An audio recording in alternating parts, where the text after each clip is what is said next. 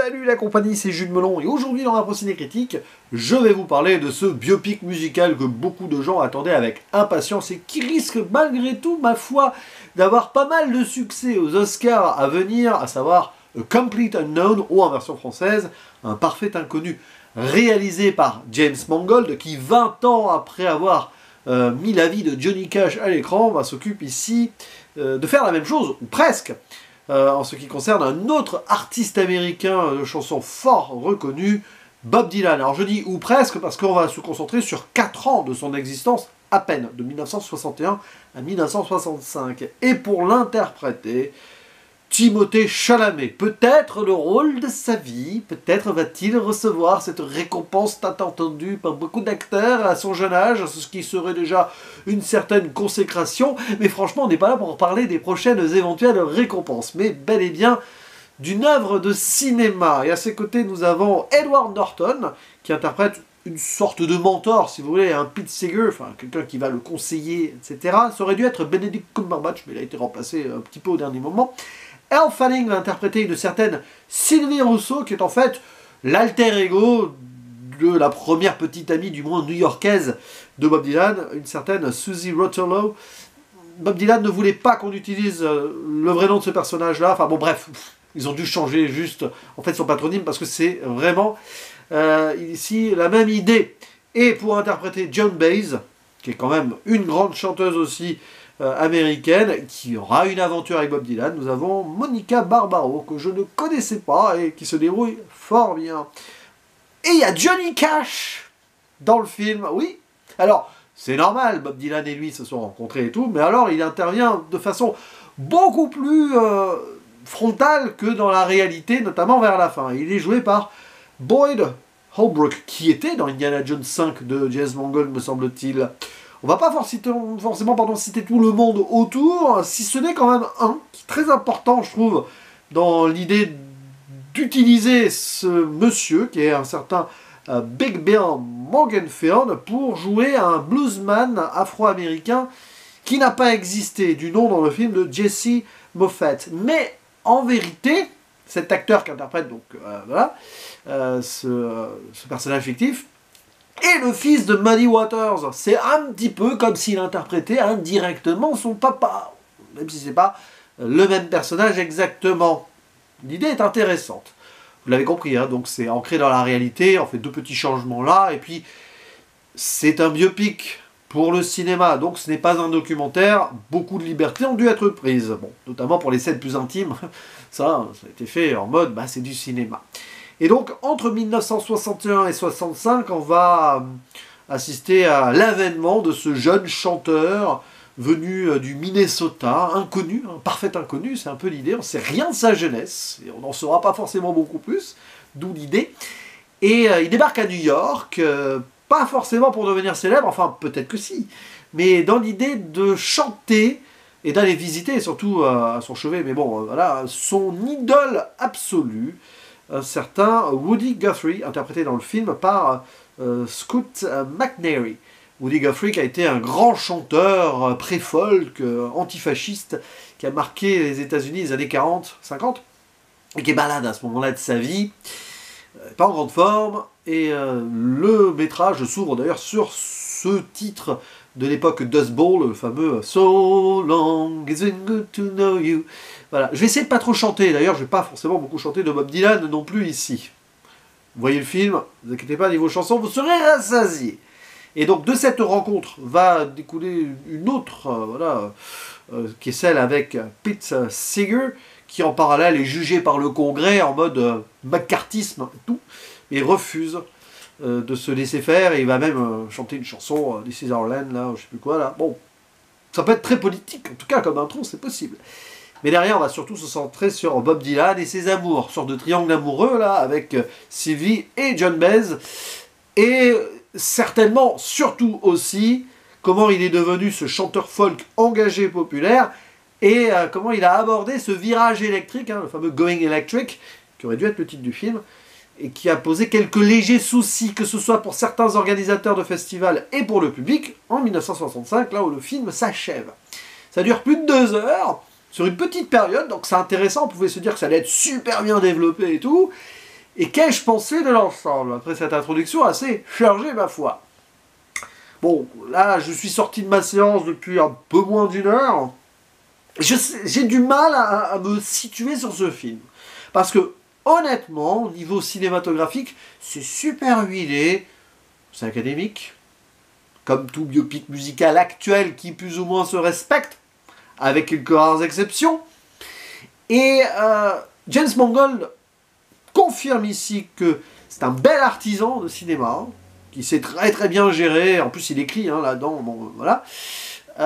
Il me semble que c'est lui qui est au projet à l'écriture, enfin là je dis des bêtises ou pas, mais je crois bien qu'il écrit avec Jay Cox, voilà. Mais c'est aussi un vrai faiseur dans le sens où j'ai envie de dire, là il suit un cahier des charges et ça se sent, mais qu'est-ce que ça se sent? J'ai pas envie de dire plus que jamais, mais c'est trop beau pour être vrai. C'est tellement propre, même si, attention, oui, il y a des scènes où vous allez être peut-être surpris, ou que vous connaissiez ou non la vie de Bob Dylan. Moi-même, c'est très, très aléatoire, moi, hein, ma connaissance de l'artiste. Évidemment, je connais pas mal de ses chansons. J'ai appris pas mal de choses en m'intéressant au I'm Not There de Todd Haynes, dont j'ai parlé il y a quelques semaines sur la chaîne, qui est une sorte de biopic fantasmé, mais qui n'en est pas vraiment un. À part ça, j'ai jamais été ultra fan. J'ai jamais cherché à trop approfondir ce qu'il a fait. Là, c'est intéressant sur certains points. Mais je trouve que ça ne va pas très loin. Et l'aspect, alors, protest songs, tout ça, on connaît Bob Dylan. Il a été engagé, tout ça. C'est surtout un bel observateur du monde qui l'entoure. Et on le voit très bien dans la première partie du film. Mais derrière, c'est pas que c'est détaché du combat, c'est qu'il n'a pas voulu être uniquement récupéré par cela. Il a voulu surtout garder sa liberté, jusqu'au bout, cette idée de liberté-là. Mais je trouve que il y a quelque chose qui manque, il manque quelque chose d'organique dans ce film, alors que, honnêtement, il n'y a pas grand-chose à lui reprocher sur le plan technico-technique, sur les interprétations et même sur la réalisation en tant que telle. Enfin, la réalisation sur le plan formel global, mais qu'est-ce qu'il veut raconter James Mangold? J'ai envie de dire pas grand-chose. Il suit quelque chose, oui, les méandres d'un artiste qui va se faire et devenir voilà, quelqu'un, mais qui quand même ne peut pas totalement avoir son émancipation parce qu'il en est un peu devenu le produit malgré lui de tout cela, et va devoir aussi jongler avec ses amours autour, enfin ses relations avec ses femmes, et en même temps ses influences, et les gens qu'il va rencontrer, etc. Mais ça reste très mystérieux, très vague, très survolé, parce que A Complete Unknown, hein, un parfait inconnu, Mangold n'a pas voulu trop révéler les mystères, Bob Dylan. Mais ça fait que le film pêche sur pas mal de choses. Et moi je suis frustré. On n'entre pas spécialement dans l'aspect ultra politique et dans le fond, même si l'Amérique nous est montrée, nous est contée, mais par des biais télévisuels ou radio, plus que par vraiment quelqu'un qui pourrait. On aurait pu avoir plus d'intensité sur l'écriture de ses paroles, savoir comment il allait un petit peu mettre en place cela, en rendant fictif les choses. Mais bon, comme il reste un mystère, le monsieur était un poète et tout, il l'est toujours, hein, je crois qu'il écrit encore, plus ou moins, je crois qu'il peint maintenant, hein, Bob Dylan surtout. Mais voilà, à force de jouer la carte du unknown, célèbre, mais on ne sait pas trop où il se situe. Le film aussi, il est là, il ne sait pas trop où se situer, si ce n'est donc la révolution électrique de fin, où ça donne lieu à des scènes potentiellement intéressantes, et ça intervient trop tard, et donc dans cette première partie, qui pourtant a un bon build-up, on arrive très vite à une saturation, qui fait qu'on a du mal à relancer la machine, et c'est trop bref, c'est-à-dire que quand tu arrives au bout, tu dis « Ah, ça devenait intéressant, là !» Tu as l'impression que c'est très rushé, le dernier tiers, en gros, hein, le tiers électrique, si vous voulez, et que là, tu te dis... Tu aurais dû faire 1 tiers, 2 tiers, plutôt que faire 2 tiers, 1 tiers. Et en parlant de saturation, alors comme je ne suis pas un grand fan de Bob Dylan, même s'il y a des morceaux que j'aime bien, disons que là, j'ai pas pu être galvanisé, contrairement à certains biopics où, oui, j'avoue, j'aime, mais peut-être que je ne devrais pas autant, notamment Bohemian Rhapsody. Il faudra qu'un jour j'y revienne autrement sur ce film. Bon, mais là, comme je suis pas hyper attaché à la musique de Bob Dylan, il y a trop de morceaux. Alors oui, les fans vont être ravis. Mais alors, qu'est-ce que ça tartine de titres, surtout la première partie, et machin. Alors tout y passe, hein, évidemment. Hein, Blowing in the Wind, Times Are Changing. Et j'en passe. Évidemment, le morceau emblématique du passage à l'électrique, un peu, enfin, sur l'album en tout cas, Highway Revisited, là, Like a Rolling Stone, qui revient évidemment au tout dernier pratiquement, hein. Bah oui, c'est un peu l'hymne à la liberté potentielle, ou pas, hein, j'en sais pas, j'en sais rien, on va dire que oui. Mais qu'est-ce que c'est trop dans la première partie surtout? Alors bah évidemment, ça, c'est pour mettre en avant la performante extraordinaire, acteur studio, imitation, c'est de l'imitation, hein, c'est clean, hein, de Timothée Chalamet.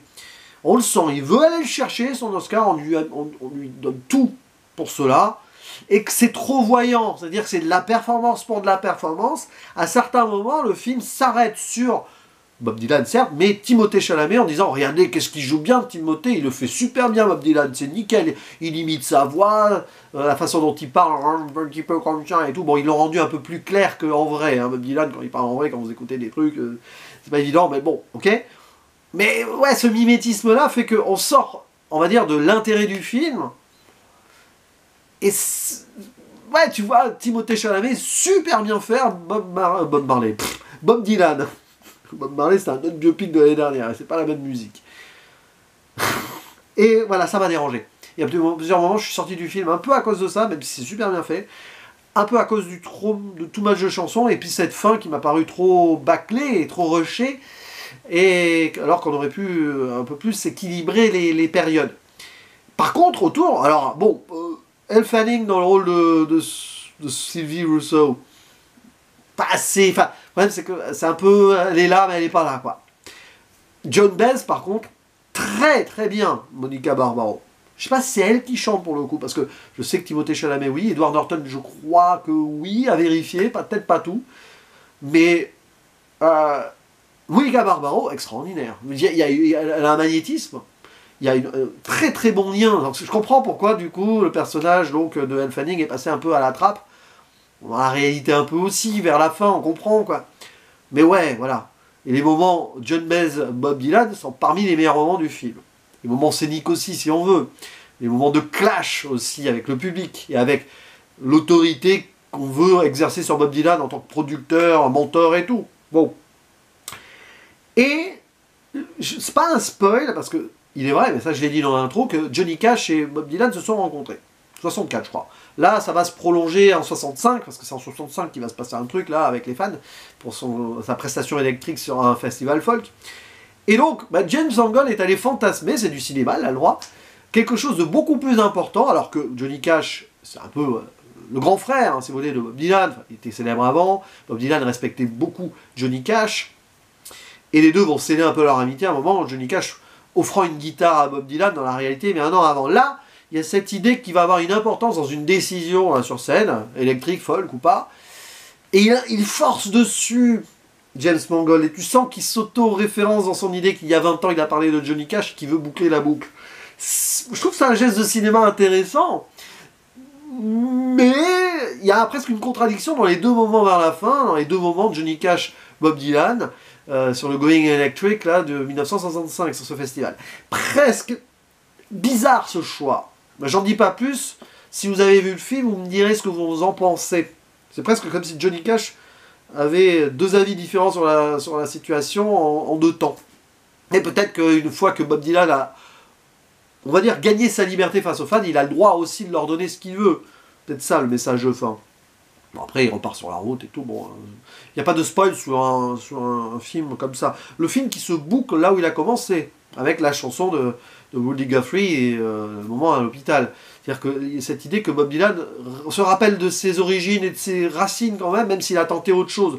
La dualité de Bob Dylan, elle est là. Il va expérimenter vers l'électrique, parce qu'il sait qu'il doit tenter des trucs, et pas rester enfermé dans son personnage, mais il revient toujours aux premières amours.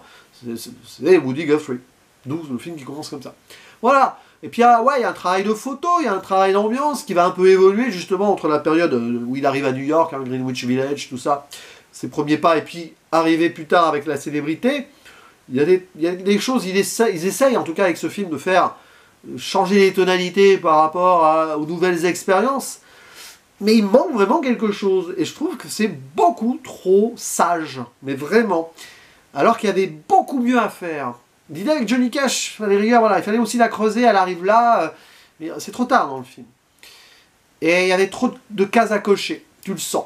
Et je suis frustré. Et on en arrive, et ça sera ma conclusion, au fait que selon moi, là désormais, moi j'ai une saturation, c'est un peu le mot aussi de cette analyse, ce retour vidéo, pas critique, parce que c'est pas une critique comme ça, la chose c'est pas possible, hein. Saturation des biopics musicaux d'une certaine manière comme cela fait à Hollywood.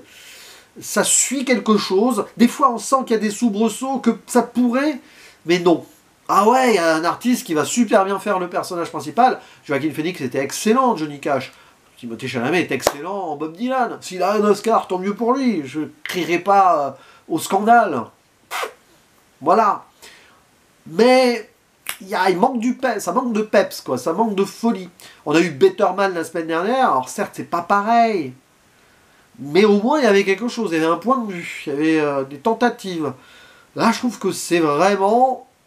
J'ai envie de dire le service minimum. Oui, mais un service minimum super bien fait. Attention. Alors ça va plaire, ça plaira à l'Académie, c'est probable. Ça va plaire aux fans aussi. Mais bon, moi je suis un petit peu resté à côté tout en voyant des bonnes choses et surtout des bonnes promesses qui n'ont pas été abouties. Donc, un parfait inconnu, je risque d'être parmi celles et ceux qui l'ont vu là, celui qui va être le plus sévère, j'en sais rien. Je verrai ce que mes collègues en disent, que ce soit à l'écrit ou en vidéo. Ce qui est certain, c'est que, allez, pourquoi pas aller le voir. Si vous êtes fan de Bob Dylan, j'ai envie d'avoir votre avis. Peut-être que vous êtes senti trahi sur certains points, ou au contraire, vous êtes emballé.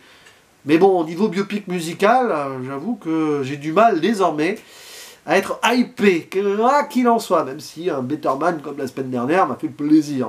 Voilà, bon. Après, ça reste quand même, voilà, limité d'une certaine manière, mais quand même. N'hésitez pas à dire en commentaire ce que vous pensez donc de ce A Complete Unknown ou un parfait inconnu, alors que le soleil est en train vraiment de se coucher. J'espère que la luminosité va bien. Moi aussi, je soigne ma photographie qui évolue du début à la fin. Bref, à vous la parole et je vous dis à la prochaine. Ciao!